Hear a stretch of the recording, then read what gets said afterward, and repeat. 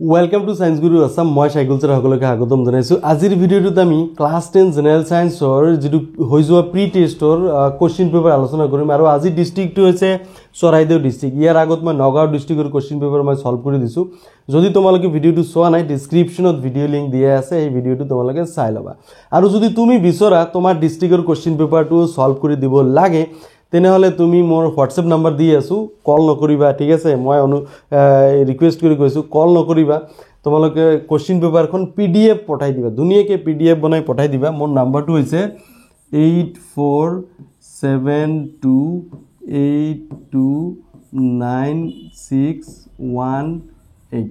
এই নাম্বাৰত তুমি তোমাৰ ডিস্ট্ৰিক্টৰ কোশ্চেন পেপাৰ পিডিএফটো পঠাই দিবা, তেনেহলে মই তোমালোকৰ কোশ্চেন পেপাৰটো মই সলভ কৰি দিম। ওকে, সো আজিৰ ভিডিওটো আমি আৰম্ভ কৰিব বিচাৰিছো। সো প্ৰথমতে চোৱা, ইয়াতে যেটো প্ৰথম কোশ্চেন ইয়াতে দিয়া আছে, তোমালোকে চোৱা প্ৰথম কোশ্চেন ইয়াতে দিয়া আছে। সো একটু 20টা ইয়াতে এমসিকিউ দিয়া আছে।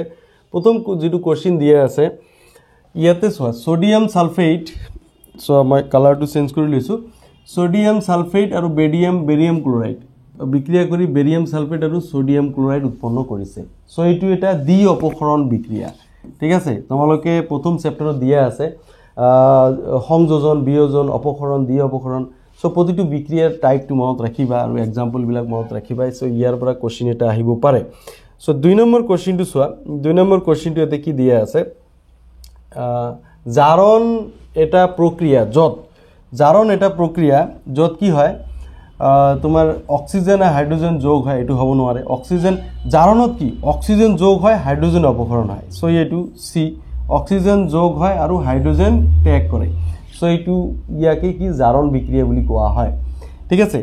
সো তাৰ পিছত চোৱা নেক্সট যেটো কোশ্চেন নম্বৰ 3 টু তোমালোকে চাই লোৱা।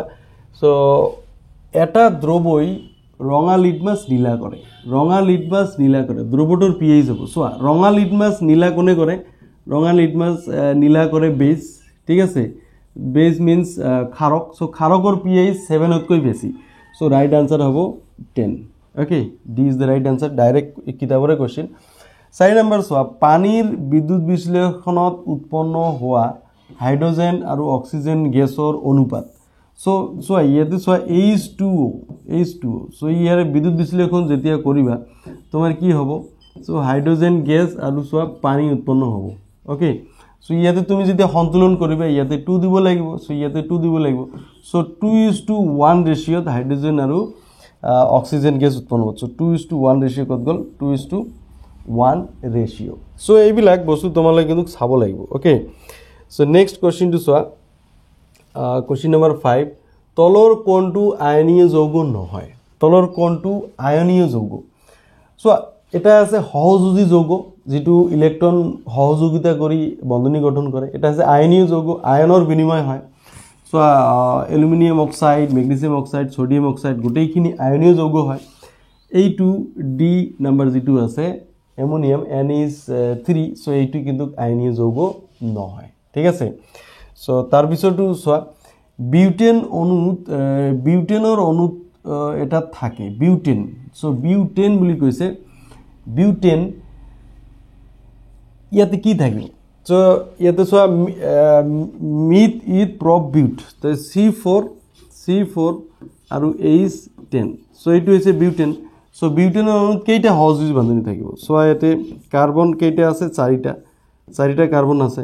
আৰু বাকি সবতে চোৱা হাইড্ৰোজেন তুমি দি দিয়া, তুমি এইটো সবতে হাইড্ৰোজেন দি দিয়া। সো কেইটা বান্ধনী হল? ইয়াতে 3, এটো নহব। সো ঠিক আছে, এটো 3 4 5 6 7 8 9 10 11 12 13। সো 13 আছে। সো 13টা সহযোগী বান্ধনী থাকিব। সো এইবিলাক তোমালোকে মনত ৰাখিব লাগিব। তাৰ পিছত চোৱা নেক্সট কি দিয়া আছে? কোশ্চেন নম্বৰ 10, এক্স মৌলটো পৰ্যায়বৃত্ত তালিকাৰ দ্বিতীয় বৰ্গত ৰখা হৈছে। কোন বৰ্গত? দ্বিতীয় বৰ্গত। ইয়াৰ ক্লোৰাইডৰ সংকেতটো হল। সো দ্বিতীয় বৰ্গত থাকিলে সো ইয়াৰ যোজ্যতা কি হৈ যাব? 2 হৈ যাব, ঠিক আছে? তেনেহলে কি HCl কি হৈ যাব? 2 হৈ যাব। কত আছে HCl2? So B is the right answer here. তাৰ পিছত চোৱা, তলত দিয়া মৌলবিলাকৰ পৰা ধাতু কল্পটো বাছি উলিওৱা। ধাতু কল্প বাহিৰ কৰিব লাগে সো প্ৰথম 10টা মৌলৰ ভিতৰত তোমাৰ এটা ধাতু কল্প আছে সো ইয়াতে সোডিয়াম নহয় এলুমিনিয়াম নহয় ক্লোৰিন নহয় যে বৰন এটো হৈছে ধাতু কল্প কোনবিলাক যিবিলাক ধাতু আৰু অধাতু দুৰে গুণ দেখুৱায় এইবিলাক হৈছে ধাতু কল্প ওকে সো তাৰ পিছত চোৱা নেক্সট কি দিয়া আছে উদ্ভিদৰ বৃদ্ধিত বাধা দিয়া সঞ্জীৱনী পদাৰ্থ এইটো তোমাৰ এপসাইসিক এসিড উদ্ভিদৰ বৃদ্ধিত বাধা দিয়ে ইয়াতে চোৱা উদ্ভিদৰ যিবিলাক সঞ্জীৱনী পদাৰ্থ আছে অক্সিন জিবাৰলিন সাইটোকাইনিন এপসাইসিক এসিড গোটেইখিনিৰ কাম তুমি জানিব লাগিব সো অকল এটা কোশ্চেন পঢ়িলে এইটো কোশ্চেন পঢ়িলে নহব এইবিলাক বস্তু চেপ্টাৰ 7 ৰ এইবিলাক কোশ্চেন হয় তাৰ পিছত চোৱা নেক্সট তোমালোকে কোশ্চেন নম্বৰ 10 কি দিয়া আছে সপোষিত পুষ্টিত প্ৰয়োজন হয় সপোষিত পুষ্টিত সো কাৰ্বন ডাই অক্সাইড আৰু পানী এটোও প্ৰয়োজন হয় পত্ৰহিত প্ৰয়োজন হয় সূৰ্যৰ পোহৰৰ প্ৰয়োজন হয় so D is the right answer তুমি এটা দেখি আনসাৰ কৰিলে নহব ঠিক আছে গোটেইখিনি পঢ়ি চাব লাগিব আকৌ যদি অল অফ দিস ওপৰৰ আটাইকিটা অপচন দিয়া আছে সো ওপৰৰ আটাইকিটা অপচন মানে এইটোই হ'ব so D is the right answer so এইবিলাক বস্তু কিন্তু তোমালোকে চাব লাগিব ওকে সো তাৰ পিছত চোৱা কোশ্চেন নম্বৰ 9 কি দিয়া আছে কোশ্চেন নম্বৰ 9 ত সো দুটা নিউৰনৰ মাজৰ সংযোগী পথক কি বুলি কোৱা হয় এটো সাইনাপস বুলি কোৱা হয় ঠিক আছে চ্যাপ্টাৰ 7 ৰ কোশ্চেন এটো তোমালোকে জানা চ্যাপ্টাৰ 7 ত চাৰিটা তোমাৰ MCQ/VSA টাইপ কোশ্চেন আছে ঠিক আছে MCQ/VSA এতিয়া চোৱা এই MCQ/VSA টাইপ কোশ্চেন মই ইতিমধ্যে বনাই ৰাখিছো সায়েন্স গুৰু আসাম এটা এপ আছে সায়েন্স গুৰু আসাম এপ তোমালোকে ইনষ্টল কৰি লোৱা আৰু বায়োলজি সেকশন তাত দিয়া আছে গোটেইখিনি MCQ/VSA টাইপ কোশ্চেন বিলাক তাত দিয়া আছে আৰু প্ৰবাবল 2 মাৰ্কছৰ 3 মাৰ্কছৰ কোশ্চেন বিলাকো দিয়া আছে ওকে আৰু তুমি অল চ্যাপ্টাৰৰ যদি তেনেকুৱা মোৰ হ্যান্ডৰাইটিং নোট বিচাৰা তেনেহলে উড়ান বেচতো জয়েন কৰি লও পাৰা তাতে গোটেই ভিডিওস বিলাক দিয়া আছে নোটস বিলাকো দিয়া আছে সো এতিয়া 11 কোশ্চেন নম্বৰ 12 চোৱা এটা মাধ্যমত প্ৰতিহৰণাঙ্গৰ প্ৰকাশ ৰাখি সো n = c/v সো এইটো তোমালোকৰ কিতাপত ডাইৰেক্টলি দিয়া আছে n = কি c/v এইটোই হৈছে প্ৰতিহৰণাঙ্গৰ প্ৰকাশ ৰাখি সো তাৰ পিছত চোৱা নেক্সট যেটো কোশ্চেন আছে চকুৰ মনিৰ আকাৰ নিয়ন্ত্ৰণ কৰা অংশটো হল এইটো হৈছে চকুৰ পাতা আইৰিস চকুৰ মনিৰ আকাৰ যেটো নিয়ন্ত্ৰণ কৰে ওকে সো নেক্সট তোমালোকে কোশ্চেনটো চোৱা কোশ্চেন নম্বৰ 14 ত কি দিয়া আছে লক্ষ্যবস্তুৰ সমান আকাৰৰ হত প্ৰতিবিম্ব পাবলৈ হলে তো লক্ষ্যবস্তুটো উত্তল লেন্সৰ সন্মুখত কোন ঠাইত ৰাখিব লাগিব সমান আকাৰৰ হত প্ৰতিবিম্ব পাবলৈ হলে চোৱা লাগলে এইটো হৈছে উত্তল লেন্স সো উত্তল লেন্সৰ যদি তুমি ভাস্কেন্দ্ৰত যদি ৰাখা ঠিক আছে লেন্সৰ মুখ্য ফোকাসত ফোকাস দৈৰ্ঘ্যৰ দুগুণ দূৰত্বত এইটো হ'ব ৰাইট আনসাৰ ফোকাস দৈৰ্ঘ্যৰ যদি দুগুণ দূৰত্বত ৰাখা তেনেহলে এইটো সাপোজ f1 এইটো আছে তোমাৰ f2 সো এইটো আছে তোমাৰ এই যে c1 এইটো আছে c2 তুমি এই যে c1 ত যদি তুমি ৰাখিবা লক্ষ্যবস্তু এটা আলোক কেন্দ্ৰ দি যাব তুমি এতে c2 তাকো প্ৰতিবিম্ব গঠন হ'ব সমান আকাৰৰ প্ৰতিবিম্ব ইয়াতে গঠন হ'ব সো ফোকাস দৈৰ্ঘ্যৰ এতে দুগুণ দূৰত্বত এইটো হ'ব ৰাইট আনসাৰ সো নেক্সট তোমালোকে চোৱা কোশ্চেন নম্বৰ 15 এমিবাৰ ক্ষেত্ৰত কোনটো প্ৰক্ৰিয়া সংঘটিত হয় সো এমিবাৰ ক্ষেত্ৰত চোৱা এমিবা দ্বিখণ্ডন প্ৰক্ৰিয়াৰে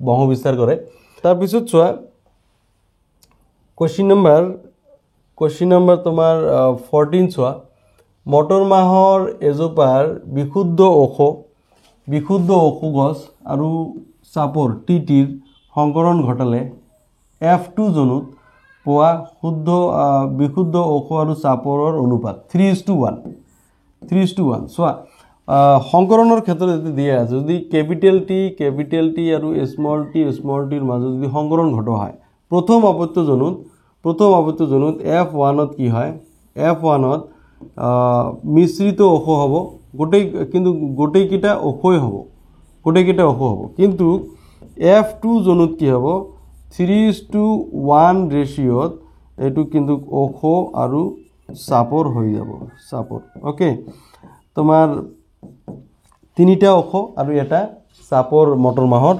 সৃষ্টি হ'ব তাৰ পিছত তুমি চোৱা নেক্সট কোশ্চেন নম্বৰ 17 তলৰ কোণটো সৌৰ শক্তিৰ আধাৰিত নহয় সৌৰ শক্তিৰ আধাৰিত নহয় ঠিক আছে এইটো ডাইৰেক্ট কোৱেশ্চন নিউক্লিয়াৰ শক্তি হ'ব ৰাইট আনসাৰ এটা বায়ু শক্তি জৈৱ উৎপাদক ভূতাপীয় শক্তি সকলোবিলাক সৌৰ শক্তিৰ আধাৰিত হয় তাৰ পিছত চোৱা নেক্সট তোমাৰ কোৱেশ্চন নম্বৰ 18 কি দিয়া আছে আধানৰ এসআই এককটো হল আধানৰ এসআই একক কি আধানৰ এসআই একক হৈছে কুলম্ব ওকে ওম হৈছে ৰোধৰ এসআই একক এম্পিয়াৰ হৈছে বিদ্যুৎ প্ৰবাহৰ এসআই একক বিভৱ বিদ্যুৎৰ এসআই একক হৈছে ভোল্ট সো বাকিবিলাকো জানিব লাগিব চ্যাপ্টাৰ 12 ৰ পৰা এই কোৱেশ্চনটো আহিছে সো এককৰ যিমান একক আছে এককবিলাক তুমি মুখস্থ কৰি ল'বা আৰু চোৱা আৰু এটা বস্তু আছে যেনে কি 1 ভোল্টৰ সংজ্ঞা 1 এম্পিয়াৰৰ সংজ্ঞা ঠিক আছে সো এইবিলাক তুমি কিন্তু জানিব লাগিব 1 মাৰ্কছৰ কোৱেশ্চন আহিব পাৰে সো নেক্সট তোমালোকে চোৱা 19 নম্বৰ কোৱেশ্চন কি দিয়া আছে তলত দিয়া কোনটো জীৱ নিম্নীকৰণ পদাৰ্থ তে জীৱ নিম্নীকৰণ পদাৰ্থ বুলি ক'লে পলিথিনৰ বেগ নহব আমৰ বাকলি 2 নম্বৰ এটো হৈছে জীৱ নিম্নীকৰণ পদাৰ্থ প্লাষ্টিক তো কেতিয়াও নহয় এটো জীৱ অনিম্নীকৰণ পদাৰ্থ হ'ব প্লাষ্টিক ঠিক আছে তাৰ পিছত কোৱেশ্চন নম্বৰ 20 চোৱা উদ্ভিদ ভক্ষণকাৰী জীৱক কোৱা হয় উদ্ভিদ ভক্ষণকাৰী জীৱক তোমাৰ কি মাংসভোজী নহয় সৰ্বভোজী সো ওপৰৰ এটাও নহয় এটো তৃণভোজী ইফালে দিয়া আছে তৃণভোজী উদ্ভিদক যিবিলাক খায় এবিলাক হৈছে হাৰ্বিভৰাছ তৃণভোজী প্ৰাণী okay so B is the right answer here so এতিয়া চোৱা নেক্সট আমি চাম ইয়াতে 2 নম্বৰ কোৱেশ্চন ইয়াতে খালি ঠাই পূৰণ কৰা দিছে খালি ঠাই পূৰণ কৰা কি আছে সো ভিনেগাৰত থকা জৈৱ এসিড বিধ হৈছে ভিনেগাৰত চোৱা ইথানয়িক এসিড থাকে তোমালোকে জানা 5 to 8% ইথানয়িক এসিডৰ জলীয় দ্ৰৱক ভিনেগাৰ বুলি কোৱা হয় আৰু জৈৱ যৌগবৰ পানীত জৈৱ যৌগবৰ পানীত কি জৈৱ যৌগবৰ পানীত দ্ৰৱণীয় সো এইটো তোমালোকে কিতাপত দিয়া আছে সো উদ্ভিদৰ দেহত জাইলেমৰ কাম হৈছে পানী পৰিবহন কৰা সো বৈদ্যুতিক ক্ষমতাৰ এসআই একক হৈছে জুল তুমি মনত ৰাখিবা কিন্তু এটা বস্তু ইয়াতে যে ক্ষমতা বুলি কৰে লেন্সৰ এটা ক্ষমতা আছে লেন্স যেটো উত্তল লেন্স অবতল লেন্স সো লেন্সৰ ক্ষমতাৰ এসআই একক হৈছে ডায়োপ্টৰ কিন্তু ইয়াতে বৈদ্যুতিক ক্ষমতা বুলি কৈছে ঠিক আছে বৈদ্যুতিক ক্ষমতাৰ এসআই একক বুলি তুমি জুল বুলি ক'ব লাগিব ঠিক আছে তাৰ পিছত চোৱা ইয়াতে কি আছে আমাৰ তেজত থকা হাঁহ কণাবিধৰ নাম হল হিমোগ্লোবিন সো এইটো তোমাৰ কোৱেশ্চন দিয়া আছে সো নেক্সট তোমালোকে চোৱা ইয়াতে কোৱেশ্চন নম্বৰ 3 ইয়াতে কি ব্লিচিং পাউডাৰ ৰাসায়নিক সংকেতটো কি সো ইয়াতে CaOCl2 তোমালোকে জানা ব্লিচিং পাউডাৰৰ কি CaOCl2 এটো ব্লিচিং পাউডাৰ সো ইয়াতে ব্লিচিং পাউডাৰ লগতে তুমি প্লাষ্টাৰ অফ পেৰিছ তাৰপিছত তোমাৰ বেকিং সোডা তাৰপিছত ব্ৰাইন সো বিভিন্ন ধৰণৰ যিবিলাক সংকেত আছে মাৰ্বলৰ সংকেত ঠিক আছে হিথিল চুনৰ সংকেত পোৰা চুনৰ সংকেত সো এইবিলাক সংকেত বিলাক কিন্তু তোমালোকে পঢ়িব লাগিব সো ইয়াৰ পৰা কিন্তু আহাৰ সম্ভাৱনা আছে যেহেতু বেলেগ ডিস্ট্ৰিক্টত আহিছে সো প্ৰশমন বিক্ৰিয়া বুলিলে কি বুজা ডাইৰেক্ট কোৱেশ্চন এসিড আৰু ক্ষাৰকৰ মাজত বিক্ৰিয়া ঘটি লৱণ আৰু পানী উৎপন্ন হয় ইয়াকে প্ৰশমন বিক্ৰিয়া বুলি কোৱা হয় ঠিক আছে so acid base and salt 2 number চ্যাপ্টাৰৰ কোৱেশ্চন হয় সো সাধাৰণ উষ্ণতাত তৰল অৱস্থাত থকা এটা ধাতু আৰু অধাতুৰ নাম সাধাৰণ উষ্ণতাত জ্বলিয়ে সো তৰল বুলি কৈছে সো এ ধাতু বুলি ক'লে তোমাৰ এটো হ'ব পাৰা আৰু অধাতু বুলি ক'লে এটো হ'ব কি ব্ৰোমিন ঠিক আছে সো ধাতুটো কি পাৰা Hg ঠিক আছে আৰু যদি তুমি অধাতু কোৱা অধাতু হৈছে কি ব্ৰোমিন এটো সাধাৰণ উষ্ণতাত জ্বলীয় অৱস্থাত থাকে ওকে সো এইবিলাক কোৱেশ্চন কিন্তু তোমালোকৰ পৰীক্ষাত আহিব পাৰে তাৰ পিছত চোৱা কেটিনেশন কাক বলে ভেৰি ইজি কোৱেশ্চন চ্যাপ্টাৰ 4 ৰ কোৱেশ্চন সো কাৰ্বনে নিজৰ মাজত বন্ধনী গঠন কৰি বৃহৎ যৌগ গঠন কৰিব পাৰে সো ইয়াকে কেটিনেশন বুলি কোৱা হয় আধুনিক পৰ্যায়বৃত্ত তালিকাৰ সূত্ৰ চ্যাপ্টাৰ 5 ৰ পৰা আহিছে ঠিক আছে মৌলসমূহৰ ধৰ্ম পাৰমাণবিক সংখ্যাৰ পৰ্যায়ক্ৰমে সলনি হয় ইয়াকে আধুনিক পৰ্যায়বৃত্ত সূত্ৰ বুলি কোৱা হয় ঠিক আছে পাচন নলীত আটাইতকৈ দীঘল অংশটো হৈছে ক্ষুদ্ৰান্ত্ৰ হয় ক্ষুদ্ৰান্ত্ৰ সো তেজৰ তৰল অংশটো কি বুলি কোৱা হয় এটো প্লাজমা বুলি কোৱা হয় সো এই ভিডিওটো ভাল আহা নাই ছবিটো সো মোৰ এজন শিক্ষকে পঠাইছিল কোৱেশ্চনটো সলভ কৰি দিয়াৰ কাৰণে সো তোমালোকে যেতিয়া মোক কোৱেশ্চন পঠাবা পিডিএফ টো যাতে ভাল হয় হাই কোৱালিটি পঠাবা ওকে যাতে ভিজিবল হয় তাৰপিছত চোৱা মস্তিষ্কৰ প্ৰধান চিন্তা ভাৱনাৰ অংশটো কি? এইটো হৈছে প্ৰ মস্তিষ্ক। মস্তিষ্ক তিনিটা ভাগ থাকে, প্ৰ মস্তিষ্ক, মধ্য মস্তিষ্ক, পশ্চাৎ মস্তিষ্ক। চ' প্ৰ মস্তিষ্কৰ দ্বাৰা আমি চিন্তা ভাৱনা কৰোঁ। চ' ব্ৰাইন কি? চোৱা ছডিয়াম ক্লৰাইডৰ জলীয় দ্ৰৱক ব্ৰাইন বুলি কোৱা হয়, দিয়ে আছে দেখিছা, মই অলপ আগত ক'লোঁ। উদ্ভিদৰ পৰাগযোগ কাক বোলে? চ' পৰাগযোগ চোৱা পুংধানীৰ পৰা পৰাগ ৰেণু স্ত্ৰীকেইখনৰ গৰ্ভমণ্ডলৈ স্থানান্তৰণ হোৱাকে কি পৰাগযোগ বুলি কোৱা হয়। পৰাগযোগ দুই প্ৰকাৰৰ, সপৰাগযোগ, ইতৰ পৰাগযোগ, এইবিলাক কিন্তু জানিব লাগিব। তোমাৰ নিষেচন আৰু তোমাৰ পৰাগযোগৰ পাৰ্থক্য এইটো আহিব পাৰে। বংশগতি কাক বোলে? চ' বংশানুক্ৰমিকভাৱে যিবিলাক চৰিত্ৰ এটা প্ৰজন্মৰ পৰা আন এটা প্ৰজন্মলৈ প্ৰবাহিত হোৱাকে এইটো বংশগতি বুলি কোৱা হয়, হেৰিডিটি। উদ্ভিদৰ কোষ বিভাজনত সহায় কৰা হৰমন, ঠিক আছে, এইটো হৈছে তোমাৰ জিবাৰলিন আৰু চাইটোকাইনিন, এই দুটাৰ মাজত মোৰ কনফিউজ হৈ আছে। চ' তোমালোকে মোক কমেণ্টছত জনাবা কোনটো হয়। এইটো উদ্ভিদৰ কোষ বিভাজনত সহায় কৰা হৰমনটো কোনটো হয়, তোমালোকে মোক কমেণ্টছত জনাবা, ঠিক আছে। চেপ্টাৰ 7ৰ কুৱেশ্যন তুমি চাই ল'বা আকৌ, 4টা আছে, অক্সিন, জিবাৰলিন, চাইটোকাইনিন, এপচাইচিক এচিড, কোনটো হয় তুমি মোক জনাবা। তাৰপিছত চোৱা অৱতল দাপনৰ কেতিয়া অসৎ প্ৰতিবিম্ব গঠন হয়? চ' অৱতল দাপনৰ ক্ষেত্ৰত এটা কণ্ডিশ্যনত অসৎ প্ৰতিবিম্ব গঠন হয়, যেতিয়া মেৰু আৰু মুখ্য ফকাছৰ মাজত যেতিয়া লক্ষ্যবস্তু থাকে তেতিয়া অসৎ প্ৰতিবিম্ব গঠন হয়, অৰ্থাৎ দাপনৰ পিছফালে প্ৰতিবিম্ব গঠন হয়। চ' ইয়াতে চোৱা তোমালোকে এটা বস্তু মন কৰিবা। চ' অৱতল দাপনৰ ইয়াতে 6টা চিত্ৰ দিয়া আছে কিতাপত। এই 6টা চিত্ৰ তোমালোকে কিন্তু ভালকৈ ক্লিয়াৰ কৰি ল'বা, তাৰ পৰা নিশ্চিতভাৱে কুৱেশ্যন আহিব, ঠিক আছে। চ' এইটো কুৱেশ্যন আহিছে বেলেগ, তোমালোকৰ ফাইনেলত বেলেগ কুৱেশ্যন দি দিব পাৰে, অ'কে।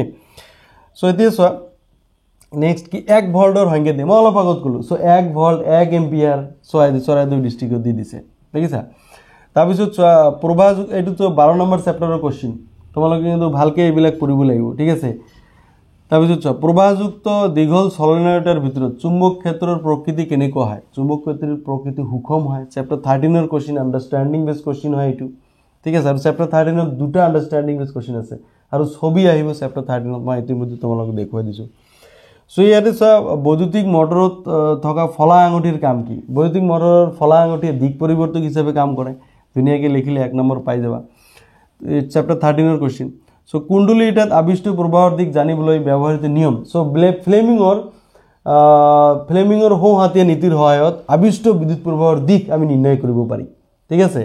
তো এইটো তোমালোকে মনত ৰাখিবা। চ' আৰু এটা আছে ফ্লেমিঙৰ বাওঁহাতীয়া নীতি, বুঢ়া আঙুলিৰ নীতি। চ' নীতিবিলাক তোমালোকে মনত ৰাখিবা, বৈদ্যুতিক মটৰৰ নীতি। চ' ইয়াৰ পৰা কিন্তু তোমালোকৰ নীতিবিলাক ডাইৰেক্টলি নাহিব, কিন্তু নীতিৰ ওপৰত বেছ কৰি তোমাৰ আণ্ডাৰষ্টেণ্ডিং বেছ কুৱেশ্যন আহিব, ঠিক আছে। চ' প্ৰবাহযুক্ত পৰিবাহীত কেতিয়া বল সৰ্বোচ্চ হয়? এইটো তোমাৰ এই যে ফ্লেমিঙৰ বাওঁহাতীয়া নীতিৰ সহায়ত আমি এইটো উলিয়াব পাৰি, ঠিক আছে। চ' এইবিলাক বিভিন্ন কুৱেশ্যন আছে, যেনেকৈ সৌৰ কোষ তৈয়াৰ কৰিবলৈ ব্যৱহাৰ কৰা আবদ্ধ পৰিবাহী মৌলটোৰ নাম কি? চ' এইটো কুৱেশ্যন তোমালোকে মোক কমেণ্টছত আনচাৰ জনাবা। তাৰপিছত চোৱা CFCৰ সম্পূৰ্ণ নাম, ক্লৰ'ফ্লুৰ'কাৰ্বন। দ্বি অপক্ষৰণ বিক্ৰিয়া এটাৰ উদাহৰণ দিয়া। উদাহৰণ প্ৰথমতে দিয়া আছে, চোৱা প্ৰথমতে দ্বি অপক্ষৰণ বিক্ৰিয়া প্ৰথম কুৱেশ্যনটোৱে দিয়া আছিল, সেইটো আনচাৰ লিখি দিলে হৈ গ'ল। তো সন্তুলিত ৰাসায়নিক সমীকৰণ, চোৱা মই কৈছোঁ প্ৰথম চেপ্টাৰৰ পৰা তোমালোকৰ ৰিয়েকশ্যন আহিব, 2টা ৰিয়েকশ্যন, মিনিমাম 2টা ৰিয়েকশ্যন তোমালোকৰ আহিবই, চিয়'ৰ এণ্ড চাৰ্টেন, মনত ৰাখিবা। চ' বিয়োজন বিক্ৰিয়া কিয় সংযোজন বিক্ৰিয়াৰ বিপৰীত বুলি কোৱা হয়? ডাইৰেক্ট কিতাপৰ কুৱেশ্যন, এই কুৱেশ্যনটো ইম্পৰ্টেণ্ট হৈ আছে, ঠিক আছে। তাৰপিছত তোমালোকে চাব লাগিব। তাৰপিছত চোৱা এচিড ক্ষাৰক সূচক কাক বোলে? এবিধ সাংশ্লেষিক সূচকৰ নাম লিখা। চ' ডেট মিনছ এইটো তোমাক কি দিয়া আছে, যি ফিনফথেলিন দিব পাৰা, মিথাইল অৰেঞ্জ দিব পাৰা, ঠিক আছে। এচিড ক্ষাৰক সূচক এচিড ক্ষাৰকক চিনাক্তকৰণ কৰাৰ কাৰণে যিবিলাক দ্ৰৱ ব্যৱহাৰ কৰা হয় এইবিলাক সূচক বুলি কোৱা হয়। তাৰপিছত কুৱেশ্যন নম্বৰ 7, পাতিত পানীয়ে বিদ্যুৎ সৰবৰাহ নকৰে কিন্তু বৰষুণৰ পানীয়ে কৰে, কিয়? বৰষুণৰ পানীত এচিড থাকে। তাৰপিছত চোৱা মই চিম্পলি কৈ দিছোঁ, 2 মাৰ্কছৰ কাৰণে অলপ বহলাই লিখিব লাগিব, ইজি কুৱেশ্যন আছে ডাইৰেক্ট কিতাপৰ। ছডিয়াম আৰু পটাছিয়াম ধাতু কিয় কেৰাচিন তেলত ডুবাই ৰখা হয়? এইটো দুৰ্ঘটনা ৰোধ কৰিবলৈ কেৰাচিন তেলত ডুবাই ৰখা হয়, কাৰণ এইবিলাক সক্ৰিয় ধাতু, ঠিক আছে। মুক্ত অৱস্থায় বায়ুত থকা অক্সিজেনৰ লগত বিক্ৰিয়া কৰি জুই জ্বলি উঠিব পাৰে। কুৱেশ্যন নম্বৰ 9 চোৱা তলৰ যৌগবোৰৰ গঠন আঁকি দেখো। চ' গঠনটো আহিবই, 4 নম্বৰ চেপ্টাৰৰ গঠন আহিব, চিয়'ৰ, অ'কে। চ' তোমালোকে এইটো মনত ৰাখিবা, গঠন আহিবই। ইলেক্ট্ৰন বিন্দু গঠনো দিব পাৰে, এইটো গঠন বুলি ক'লে ডাইৰেক্ট গঠনটো লিখিবা, যেনে ব্ৰম'পেণ্টিন, ঠিক আছে। এতিয়া কি আছে? ব্ৰম'পেণ্টিন। চ' পেণ্টিন বুলি ক'লে তোমালোকৰ ইয়াতে 5টা কাৰ্বন থাকিব মিথ ইথ প্ৰপ বিউট পেন্ট ঠিক আছে পেন্টেন এটাত তুমি ব্ৰমিন দি দিয়া এনেকে ঠিক আছে আৰু বাকি সবতে তোমাৰ কি থাকিব হাইড্ৰোজেন থাকিব এইটো হৈ গল তোমাৰ কি ব্ৰমো পেন্টেন ওকে তাৰপিছত চোৱা বিউটানন মানে কিটোন মূলক থাকিব কিটোন সো বিউটানন মানে ইয়াতে কি 4টা কাৰ্বন থাকিব মিথ ইথ প্ৰপ বিউট ঠিক আছে আৰু ডাবল বন্ডত এতে যিকোনো এটাত অক্সিজেন দিয়া সব বাকিবোৰ হাইড্ৰোজেন দি ফিল আপ কৰি দিয়ে এটো হাইড্ৰোজেন নালাগে ইয়াতে দুটা লাগিব আৰু ইয়াতে তিনিটা লাগিব ওকে সো এটো হৈ গল বিউটানন আৰু স্টাৰ কি ইয়াৰ ব্যৱহাৰ কি সো স্টাৰ এটা সুগন্ধিত ৰব সো স্টাৰৰ ব্যৱহাৰ সো ইয়াতে হুহাদু কাৰক হিচাপে ব্যৱহাৰ কৰা হয় ডাইৰেক্ট চ্যাপ্টাৰ 4 ৰ কোশ্চেনে দিয়া আছে সো আধুনিক পৰ্যাবৃত্ত তালিকা আৰু মেডেলৰ পৰ্যাবৃত্ত তালিকাৰ পাৰ্থক্য ধুনিয়াকে ডাইৰেক্ট কোশ্চেন কিতাবৰ কোশ্চেন এবিলাক পঢ়িবা হালক সংশ্লেষণ প্ৰক্ৰিয়াত লগত জড়িত স্তৰসমূহ কি কি সোৱা এইটো এই 3 নম্বৰ এই 12 নম্বৰ কোশ্চেন যেটো ইয়াতে দিয়া আছে এই কোশ্চেনটো ইয়াতে 2 মাৰ্কস দিয়া আছে এইটো নলেজ বেস কোশ্চেন ঠিক আছে তুমি এই কোশ্চেন বিলাক তুমি ভালদৰে পঢ়িব লাগিব ইয়াতে 3 মাৰ্ক থাকে ইয়াতে তোমাৰ স্তৰ বিলাক তোমাক লিখিব লাগিব 2 মাৰ্কস দিছে তোমাৰ ফাইনালত 3 মাৰ্কৰ কোশ্চেন এইটো আহিব পাৰে সো তাৰ পিছত সোৱা এইটো কোশ্চেন নম্বৰ 13 যেটো এপা ফুলৰ দীৰ্ঘছেদত ছপিয়া আকি বিভিন্ন অংশ দেখো সো এইটো মই একদম তোমালোকক কমন দি দিছিলো এইটো চ্যাপ্টাৰ 8 ৰ কোশ্চেন চ্যাপ্টাৰ 8 ৰ পৰা তোমাৰ এটা স্কিল বেস কোশ্চেন আছে তাৰ পৰা কেইটামান ছবি মই সিলেক্টিভ দি দিছো তাৰ পৰা সো এইটো কমন পৰি গৈছে ফাইনালত মোস্ট প্ৰবলি কমন থাকিব লাগে সো ছবি আহিব চ্যাপ্টাৰ 8 ৰ পৰা আহিব চ্যাপ্টাৰ 11 ৰ পৰা আহিব মনত ৰাখিবা চ্যাপ্টাৰ 8 আৰু চ্যাপ্টাৰ 11 ঠিক আছে আৰু তোমাৰ কি চ্যাপ্টাৰ 13 এই তিনিটা চ্যাপ্টাৰৰ পৰা তোমাৰ কি স্কিল বেস কোশ্চেন আছে মনত ৰাখিবা ইয়াৰ পৰা ছবি আহিব